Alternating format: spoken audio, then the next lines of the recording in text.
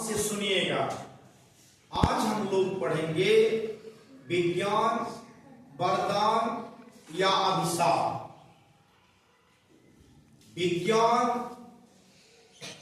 एक शक्ति है जो नित्य नए आविष्कार करती है।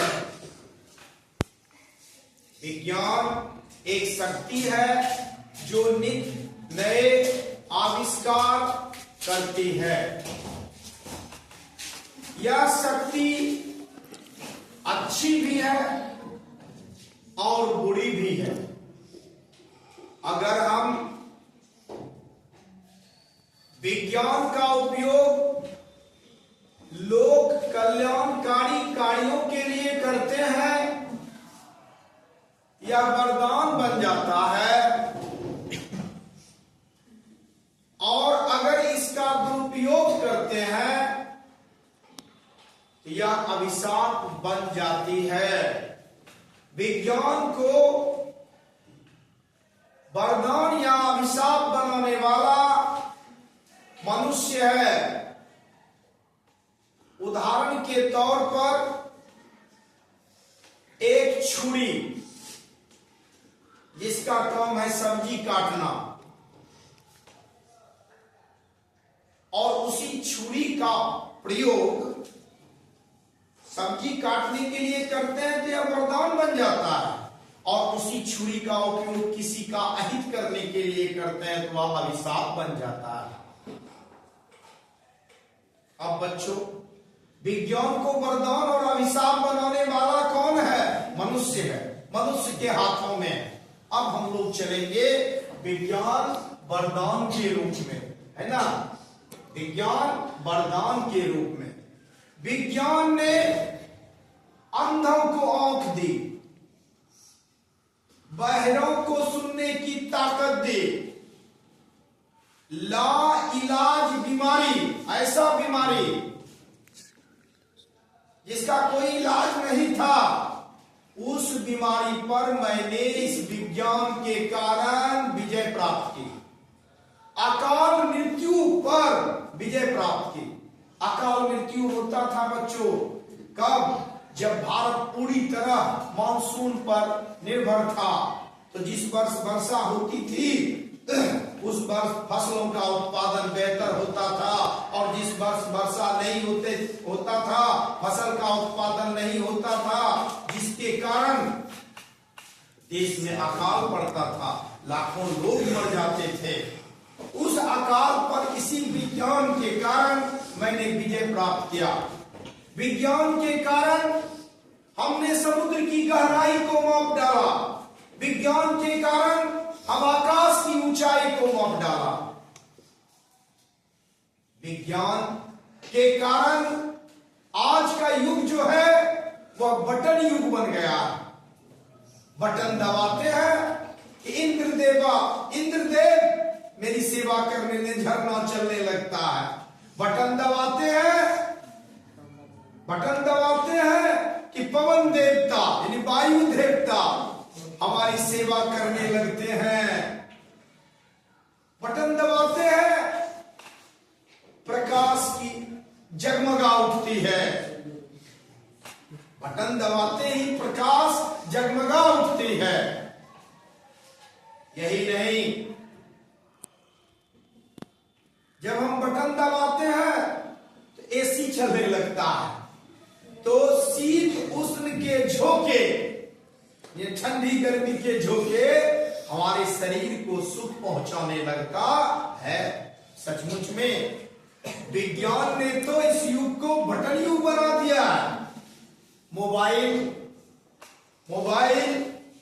टेलीविजन, रेडियो, वीडियो, ऑडियो आदि पर मनोरंजन के सारे सुविधा उपलब्ध है ना। मोबाइल और इंटरनेट पर तो संसार की सारी जानकारियां ही उपलब्ध है। अब हम किसी भी समस्या में फंसे रहते हैं तो क्या होता है, इस मोबाइल के माध्यम से हम क्या करते हो, गूगल बाबा को पूछ कर हम अपनी सारी समस्या का समाधान कर लेते हैं, है ना। सचमुच सचमुच सचमुच विज्ञान वरदान ही तो है। अब चलिए बात, विज्ञान वरदान के बाद हम लोग चलेंगे विज्ञान अभिशाप के रूप में, है ना। विज्ञान ने जहां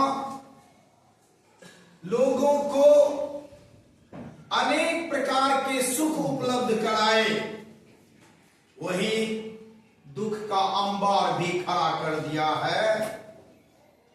जिस मनुष्य ने अपने बुद्धि विवेक के बल पर अणुबम, परमाणु बम और विध्वंसक हथियार बना लिए हैं, अतः इन विध्वंसक हथियारों से पृथ्वी को कई बार नष्ट किया जा सकता है। अमेरिका ने जापान के हिरोशिमा पर 1945 ईस्वी में लिटिल बॉय और फैट मैन नामक परमाणु बम से हमला किया था। लिटिल बॉय और फैट मैन नामक परमाणु बम से हमला किया था और सारा का सारा हिरोशिमा और नागासाकी क्या हो गया, मिट्टी पलीद हो गया, मिट्टी में तब्दील हो गया। इसका उपयोग मनुष्य ने उस अणुबम परमाणु बम का प्रयोग किस पर किया, मानव जाति पर किया। यही नहीं, लिखा है बच्चों कि मानव विज्ञान की प्रगति का सबसे बड़ा दुष्प्रभाव मानव मस्तिष्क पर पड़ा है। जहां पहले मानव भोला भाला था, मस्त था, है ना, निस्वार्थी था, आज वही मनुष्य छलिया बन गया है, चालाक बन गया है, भौतिकवादी बन गया है और भौतिकवादी और तनावग्रस्त बन गया है। उसके जीवन से संगीत गायब है, यानी उसके जीवन से संगीत गायब है, उनकी खुशियां गायब है, वह मोबाइल में लगा रहता है। अपने परिवार के सदस्य में अगर पहुंच के पास मोबाइल है, पहुंचो अपने अपने मोबाइल में व्यस्त है। बातचीत, हंसने बोलने का जो माहौल था, उस विज्ञान ने उसको क्या किया, छीन लिया, है ना।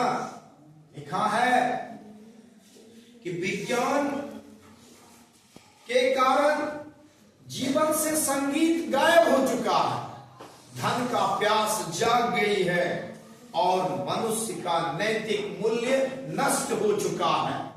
नैतिक मूल्य अपने से बड़ों का, अपने से छोटों का कैसे आदर और सम्मान करें, इसको हम धीरे धीरे भूलते चले जा रहे हैं। अपनी संस्कृति को छोड़ते जा रहे हैं और नई संस्कृति को अपनाते जा रहे हैं।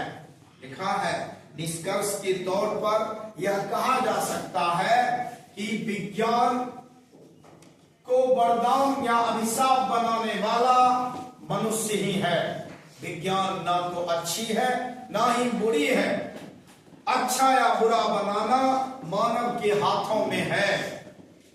इसलिए विज्ञान एक अच्छा सेवक भी है और एक बुरा हथियार भी